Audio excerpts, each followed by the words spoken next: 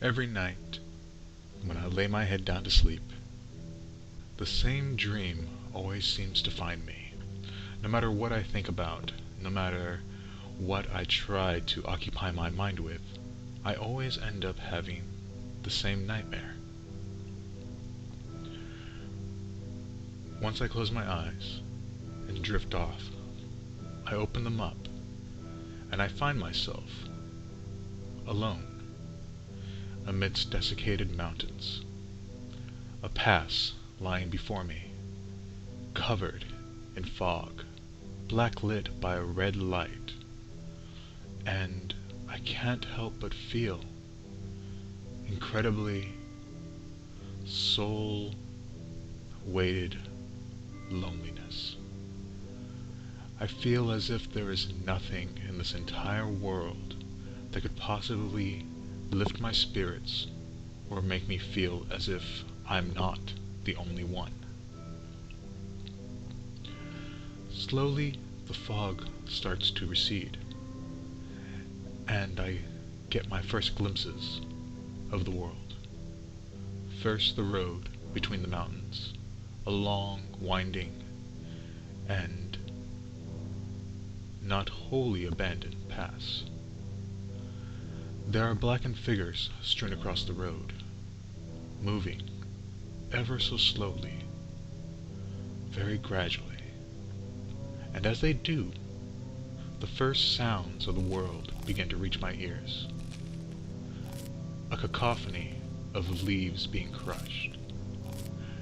That crunching, wet sound. And suddenly I realize that the sound that's being made is their skin, cracking, breaking, sloughing off to reveal multi-hued decay beneath.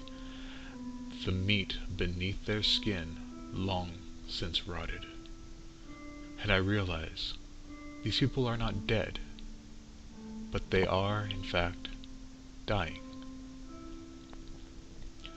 And further, the fog recedes, and buildings in the distance become visible. They are mere skeletons of what they used to be, broken, disheveled, blackened, and dirty. And as I stare in wonderment, wondering what happened to this great city, a large group of white-clad people come marching out. Throngs of men and women, little children, and they're all dressed in white. And as I am about to call out to them, I'm given pause, as, to my horror, I realize their eyes and mouths are sewn shut with black thread. The stark contrast to the white dresses and suits. And these things, for they scarcely resemble human but to me, move happily, as if they were en route to a picnic. One girl dancing like a ballerina. And as they walk amongst the dying beings, they crush them beneath their feet, stomping on them, aiming for their heads, and the sound of ripe fruit being exploded fills my ears.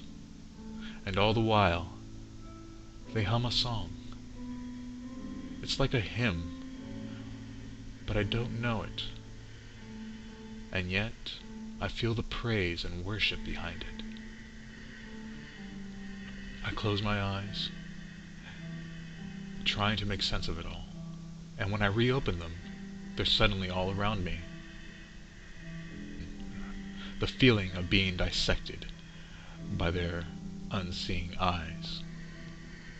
They all raise an accusatory finger at me, and in one loud voice that I can hear in my head, but does not issue from their lips,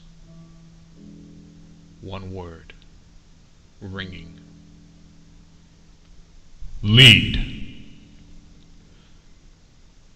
It is at that moment that I always wake up. The feeling of cold sweat on me. A terrified, exhilarating feeling rushing through me as I bring myself out of bed. What gives me greater pause to this is that when I bring it up to my mother, I'll go up to her and tell her about the dream.